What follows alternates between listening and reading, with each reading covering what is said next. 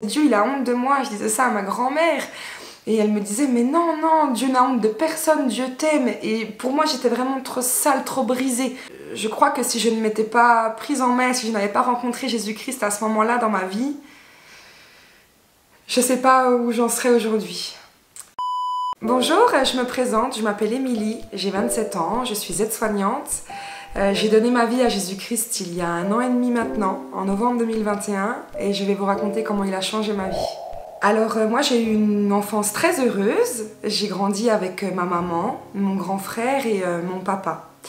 Mon papa qui est mon papa de cœur, mais qui n'est pas mon père biologique. Moi mon père biologique, je ne l'ai pas vraiment connu, car ma mère est partie quand j'avais 2 ans. Pour nous protéger un petit peu, puisque ce n'était pas un homme méchant ni violent, mais c'était un homme qui buvait beaucoup et qui a toujours préféré boire plutôt que s'occuper de ses enfants. Donc ma maman est partie quand j'avais 2 ans, 2 ans et demi.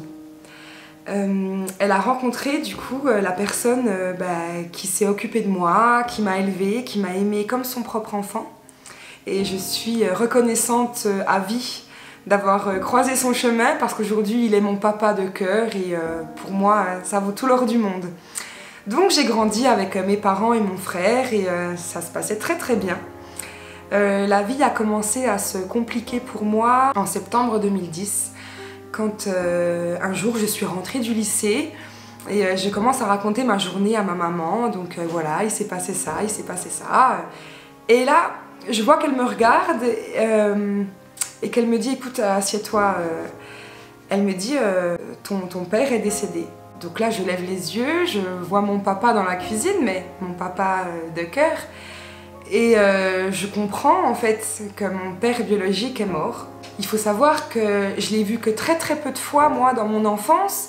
Il venait vraiment nous voir 1, 2, allez, 3 fois par an, grand maximum, nous donner un petit peu d'argent et puis je pense se donner bonne conscience.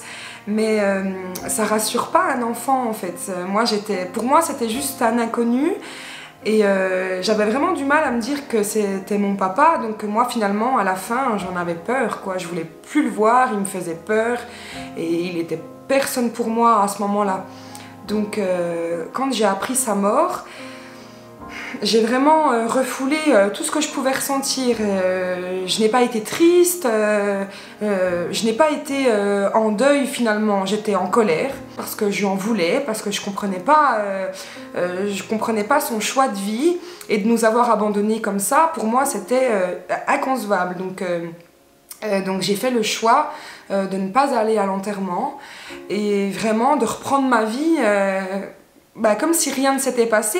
Et je me disais, de toute façon il peut pas me manquer, je le connais pas. Donc voilà, j'ai continué ma petite vie d'adolescente à ce moment-là, j'avais 15 ans. Donc voilà, j'allais au lycée, etc. Les semaines ont passé et j'ai rencontré mon premier copain. Voilà, mon premier amour, ma première grande histoire d'amour. Donc je vous laisse imaginer comme on aime à cet âge-là. On a l'impression que le monde nous appartient et qu'on va finir notre vie ensemble et c'est merveilleux. Donc tout allait bien pour moi à ce moment-là, c'était génial.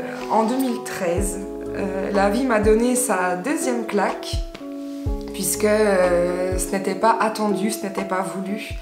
Je suis tombée enceinte avec un moyen de contraception. Voilà, c'était vraiment inattendu. Je suis tombée enceinte. Quand je l'ai su, j'étais déjà enceinte de 2 mois. Donc à ce moment-là, j'ai pas tout à fait 18 ans. J'ai peur. Pour moi, le monde s'écroule. Je comprends pas ce qui m'arrive. Donc tout de suite, j'en parle à mes parents. Voilà, je me confie à eux et ils ont été super, ils ont été vraiment bienveillants avec moi et ils m'ont dit écoute, c'est ta décision, ça t'appartient, mais sache que quoi que tu fasses, on sera là pour toi. Et pour moi, ça a été déjà très rassurant de pouvoir compter sur eux. Et puis j'en ai parlé à mon copain de l'époque en lui disant voilà ce qui se passe, je suis désolée, je suis enceinte, je sais qu'on est jeune. Mais voilà, j'ai besoin de toi, dis-moi ce que tu veux faire, etc. Et sa décision à lui a été vraiment sans appel. Il m'a regardée et il m'a dit tu sais ce qu'il te reste à faire.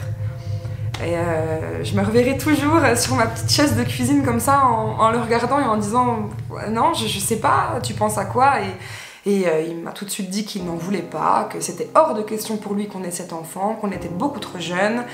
Il est parti un peu comme ça en claquant la porte et je me suis retrouvée vraiment démunie. Je crois que j'ai pas dormi pendant 2 nuits de suite où j'ai pas dormi, où je mangeais plus. J'avais toujours dit en fait que j'avorterais jamais. Et il faut savoir que moi depuis toujours, je rêve d'être maman. Et pour moi c'était vraiment impossible pour moi d'avorter. Le temps a passé et j'ai vraiment essayé en fait de le convaincre. Je me battais un peu contre lui en lui disant mais enfin non, je peux pas faire ça, et je sentais que mon corps changeait déjà. Et là en fait ça a commencé à prendre un cran au-dessus. Il a commencé à me menacer en me disant que de toute façon si je le gardais il allait me gâcher la vie. À un moment donné je lui ai dit mais si tu ne veux pas t'en occuper, allez, je te demande rien, pars de ma vie, quitte-moi, mais moi je garderai cet enfant. Et en fait non, il ne l'entendait pas du tout de cette oreille-là, il fallait que j'avorte. J'ai beaucoup réfléchi et j'ai vécu le rejet d'un de mes parents et je ne voulais pas, il était hors de question pour moi à ce moment-là de faire subir ça à mon enfant. Donc je suis allée me faire avorter. Ça a été la pire période de ma vie, ça a été douloureux. Tant physiquement que psychologiquement. Il n'a pas été là pour moi ce jour en fait. Il m'a accompagnée à l'hôpital et il est venu me rechercher en fait. Il n'est pas resté avec moi quand ça s'est passé. Et ça pour moi ça a été très très dur. Donc voilà, la vie a repris son cours en fait assez rapidement après cet événement. J'ai tout de suite repris un peu les rênes de ma vie et il fallait que ça avance quoi. J'ai commencé mon travail. Donc moi je me suis vraiment réfugiée dans les soins. Ça a été un petit peu ma porte de secours à mes douleurs, donc je soignais les gens. J'avais déjà du coup des failles, j'étais déjà brisée. Et à ce moment-là en fait j'ai rencontré la personne qui allait me briser encore plus. J'ai commencé en fait une relation un peu pansement, un peu pour... ouais, c'est une personne qui me faisait rire, qui m'emmenait ailleurs, qui me sortait un petit peu de mon quotidien et ça me faisait du bien. Donc je me suis vraiment noyée dans cette relation, plongée dedans et je me suis brûlé les ailes. Mais je ne le savais pas à l'époque. Ça a duré très longtemps. Je crois que de 2014 à 2020, même 2021, j'ai été brisée. J'ai vraiment été rabaissée et malgré ça, je suis restée. J'avais si peu d'estime pour moi, je m'en voulais tellement de beaucoup de choses, j'étais pleine de culpabilité que pour moi en fait je méritais ce que j'étais en train de vivre. J'ai été trompée, je vivais dans le mensonge, dans l'insécurité constamment, c'était toxique. Mais je préférais sa présence plutôt que ma solitude et je préférais être mal aimée plutôt que pas aimer du tout. Et en fait, j'ai essayé plusieurs fois d'arrêter cette relation et à chaque fois j'y retournais. Voilà, donc le temps a passé et sur les années 2020-2021, là par contre j'étais vraiment l'ombre de moi-même quoi. Je me noyais dans le travail, je faisais des heures pas possibles au travail pour même oublier en fait mon quotidien. J'attendais qu'une chose, c'était le week-end pour sortir en boîte, pour boire, pour oublier, à me mettre dans des états lamentable. Donc voilà, je buvais beaucoup le week-end et après j'ai commencé à boire la semaine. Et là j'ai ma maman qui a commencé à me dire écoute, tu m'inquiètes. Et donc ma maman m'a un petit peu tiré la sonnette d'alarme en me disant maintenant il faut que tu te reprennes en main, je m'inquiète pour toi. Et elle m'a dit cette phrase qui fait encore écho dans ma tête aujourd'hui. À boire comme ça autant, on dirait ton père. Et ça, ça a été la phrase qui m'a bouleversée. Et puis là, je me suis dit non, c'est pas du tout mon objectif de vie. Donc là, j'ai arrêté de boire aussi souvent. J'en ai plus eu besoin en tout cas. Il faut savoir que durant toutes ces années, on m'a souvent parlé de Jésus. Ma grand-mère est chrétienne depuis toujours. Et j'ai vraiment ce souvenir-là depuis toute petite quand j'allais chez elle. Vous savez, les enfants en général, ils repartent avec des tupperwares, ou les enfants, les adultes aussi, mais avec de la nourriture, vraiment des sachets de nourriture, etc. Moi, non. Moi, je suis toujours repartie avec une parole, un verset, un psaume, une chanson. Je repartais jamais les mains vides, mais toujours avec la parole de Dieu dans la main. Et parfois je lisais ce qu'elle me donnait, parfois pas. J'ai vu aussi des gens se transformer dans mon entourage. J'ai vu des conversions toutes ces dernières années. J'ai vu ma cousine donner sa vie à Jésus-Christ et être transformée. Littéralement. Et moi je comprenais pas en fait, je la voyais vraiment en paix, je cherchais à ressentir cette paix mais pour moi c'était inatteignable, c'était beaucoup trop loin. Et elle me parlait de Jésus, elle me disait mais tu sais, c'est Jésus-Christ, il a changé ma vie. Et finalement, j'ai jamais douté de l'existence de Dieu. Mais par contre, je doutais de ce qu'il était capable de faire en moi. Pour moi, il y avait un Dieu mais loin. En novembre 2021, je suis partie au travail. Comme d'habitude, et là, ce jour n'a pas ressemblé à un autre. Je n'étais plus en capacité de soigner, je n'étais plus en capacité d'être là pour mes patients. J'étais vide, une coquille vide, je ne parlais plus, je faisais que pleurer, pleurer, pleurer. Et ce jour-là, ma cadre m'a dit « Écoute, rentre chez toi ». Elle voyait bien que c'était pas du cinéma, vraiment, je n'en pouvais plus. Je suis rentrée chez moi et je ne suis plus jamais retournée travailler dans cet établissement-là. À ce moment-là, j'ai pris quelques mois pour moi, j'en avais besoin, parce que là, à un moment donné, j'étais face au mur. C'est-à-dire que je ne pouvais pas tomber plus bas que ça. Mon médecin m'a prescrit des antidépresseurs, mais je crois que j'ai dû prendre ces cachets-là 2 fois dans ma vie, et je savais au fond de moi que ça n'allait pas me guérir. Et puis j'ai un petit peu tout essayé. J'ai essayé l'hypnose, ça ne m'a absolument rien fait. Vraiment 3-4 jours après, ça revenait x10. J'ai essayé les soins énergétiques, les soins avec les pierres. J'ai essayé de réaligner mes chakras parce que c'est ce qu'on vous vend aujourd'hui, c'est ce qu'on vous propose. Et j'étais tellement mal dans ma vie et dans mon corps que j'étais prête à tout essayer pour aller mieux. Ça n'a pas été concluant, ça n'a rien changé en fait.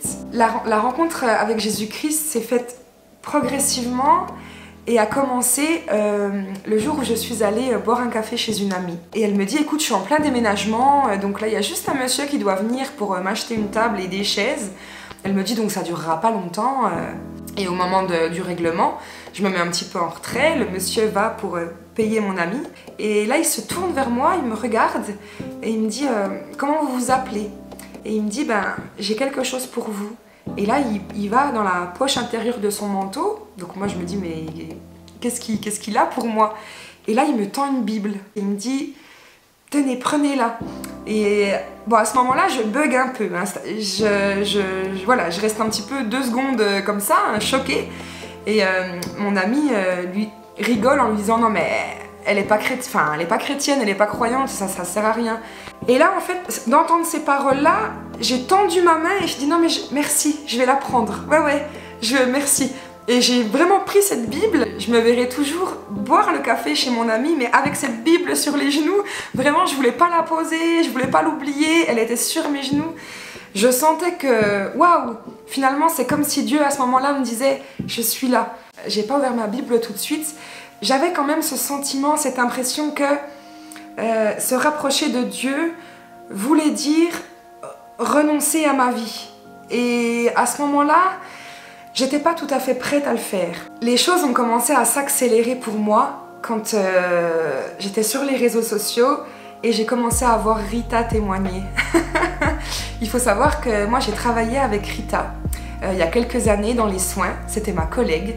Et on s'est rencontrés comme ça, on s'est tout de suite appréciés, donc on s'est ajoutés sur les réseaux sociaux, mais les années ont passé, on n'est pas forcément restés en contact. Et puis Rita a commencé à témoigner. Rita a commencé à annoncer l'évangile sur ses réseaux sociaux. Et là, à travers ces vidéos, j'arrivais à sentir la paix qui émanait d'elle et j'arrivais à sentir vraiment tout l'amour de Dieu à travers ces vidéos. Et ça m'interpellait parce que j'étais tellement brisée au fond de moi que quand je voyais ces vidéos, je me disais mais...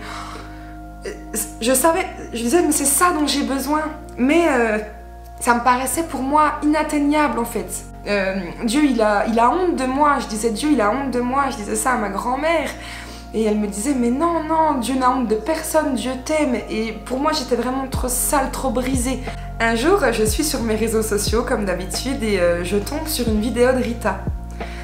Et à travers cette vidéo, j'ai eu l'impression qu'elle s'adressait à moi directement. Et dans cette vidéo, elle disait... J'entends souvent des personnes qui me disent « je suis croyant mais je pratique pas ». Et c'est comme si tu me dis « je suis footballeur mais je sais pas jouer au foot ». C'est comme si t'es à la porte du paradis et tu veux pas l'ouvrir. Tu connais Jésus-Christ mais tu veux pas abandonner ta vie de péché. Mais qu'est-ce qui te retient dans cette vie? Ça t'apporte rien de bon, ça t'apporte que des problèmes. Je la connais par cœur parce que cette vidéo, elle m'a profondément touchée. J'avais l'impression qu'à travers l'écran, elle me parlait à moi directement. Parce que je connaissais l'existence de Dieu, mais je ne lui donnais pas ma vie par peur, par crainte. Donc les jours ont passé et puis vraiment, même si je ne voulais pas y penser, c'était dans ma tête tout le temps, tout le temps, tout le temps. Je pensais à Dieu tout le temps. Et j'ai aussi de la famille en Suisse, du côté de Neuchâtel, et souvent il me disait à ce moment-là, Jésus t'aime, tu n'es pas seule. Et un soir, Rita met une vidéo à nouveau sur les réseaux, je suis dans mon lit, je pleure, j'ai mal, je suis pas bien. Et je décide de lui envoyer un message en fait. Et je lui dis, mais écoute Rita, c'est génial ce que tu fais, c'est top, enfin franchement t'es merveilleuse quoi, merci pour tes vidéos parce que ça redonne du courage. Et là elle me répond, écoute c'est génial que ça puisse te faire plaisir comme ça, te faire du bien. Elle me dit, écoute viens au culte, viens à mon église le 11 décembre. Je lui ai dit tout de suite, ouais ok ouais je viens, je serai là, y a pas de problème. Et j'y suis allée. Toute seule. Je me suis déjà sentie comme à la maison. Les gens ont été profondément gentils avec moi, ils ne me connaissaient pas, ils ne m'avaient jamais vue, mais ils m'ont accueillie comme si on se connaissait depuis toujours. Et vraiment, je me suis assise et j'ai vu en face de moi une femme qui s'appelle Christelle et qui a commencé à danser en fait et qui a témoigné après de ce que Dieu a fait dans sa vie et de ce que Dieu fait dans les vies. Et je la regardais comme ça et je me disais mais waouh, c'est vraiment waouh, qu'elle est belle et elle est pleine d'amour, elle est remplie de vie, on sentait vraiment une paix en elle. Et je la regardais, moi, petite Émilie, et j'ai trouvé de l'espoir dans cette église, vraiment. Ce soir-là, j'ai donné ma vie à Jésus-Christ, entièrement. Je lui ai donné tout mon cœur et je lui ai laissé vraiment tous mes problèmes, tous mes fardeaux. Je ne pouvais pas repartir de cette église sans avoir rien fait. En fait, je sentais que j'étais appelée dans mon cœur. Je sentais que Dieu me disait, je suis là, tu peux tout me laisser. Et à ce moment-là, vraiment, je priais, je lui ai tout laissé. Et j'avais cette voix en moi, dans mon cœur, qui me disait, je te pardonne. Je te pardonne. Et c'était tellement précieux pour moi d'entendre ça et de savoir que Dieu me pardonnait. Parce que ce que j'avais fait dans ma vie, dans mon passé, c'était impardonnable. C'est impardonnable. J'ai pu enfin, après tant d'années, décrocher de cette relation qui me faisait tant souffrir. Vraiment, Dieu nous aime, on est ses enfants et Dieu a des plans de bonheur pour nous et il ne veut pas qu'on soit dans des relations qui nous tirent vers le bas. Donc vraiment, Dieu m'a permis de sortir de cette relation et déjà ça, dans ma vie, c'était déjà énorme. Et Dieu m'a restaurée, il m'a aidé à pardonner. Il a enlevé ma culpabilité, il a remplacé ça par sa paix. Et moi, je sentais que j'avais besoin de me rapprocher de Dieu encore plus. Je sentais qu'il était temps que je me baptise. Et je me suis fait baptiser le 30 avril 2023. Est-ce que tu crois que Dieu, en Dieu le Père, créateur du ciel et de la terre? Oui.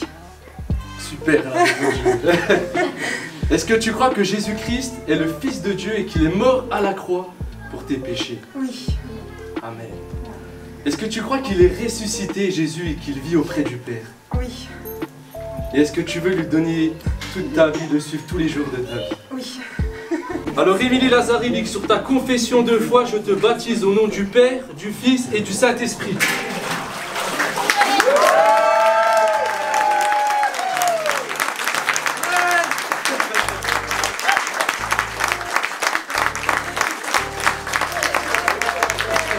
C'est vraiment jusqu'à maintenant un des plus beaux jours de ma vie parce que le fait de pouvoir témoigner, de se faire baptiser juste après, c'est comme si tout était resté dans l'eau. C'est comme si j'avais vraiment tout laissé et au moment où je me relève, ça y est, je renais en Christ et pour Christ et je ne veux plus du tout de cette vie-là. Je laisse vraiment toute ma tristesse, toute ma colère, toute ma peine. Et aujourd'hui, voilà, je remercie Dieu tous les jours et je veux le servir tous les jours. Je veux être un témoignage vivant. Et vraiment, à toi qui regardes cette vidéo, peu importe qui tu es, peu importe où tu te trouves, si je m'en suis sortie, tu peux t'en sortir par la grâce de Dieu. Dieu appelle les pécheurs. En fait, tu n'es pas trop sale, tu n'es pas trop impur, tu n'es pas trop brisé. Dieu va te restaurer. Si tu regardes cette vidéo aujourd'hui, c'est pas par hasard. C'est que Dieu a un plan pour ta vie. Dieu t'aime et il attend qu'une chose, c'est que tu lui donnes ta vie entièrement. Il peut te restaurer, il va te restaurer. Il l'a fait pour moi. Je m'en suis sortie. Et je m'en suis sortie grâce aux vidéos de Rita. Et aujourd'hui, je témoigne sur sa chaîne. Dieu fait bien les choses. Dieu en son temps fait vraiment bien les choses. Je t'encourage à persévérer dans ta foi, à persévérer dans la prière. Tu n'es pas seul. Comprends que Jésus-Christ est la solution, la clé de tous tes problèmes. Je t'encourage vraiment, mon frère, ma soeur, à donner ta vie entièrement. Sois béni. Amen. T'en penses quoi? Ah, c'est génial. Alors, mes chers abonnés, si vous avez aimé cette vidéo et pour encourager ma chère Émilie, je ne sais plus parler, abonne-toi, like, commente, partage, partage. pour la gloire de Dieu. Ouais, amen. Et on vous dit à bientôt. À bientôt.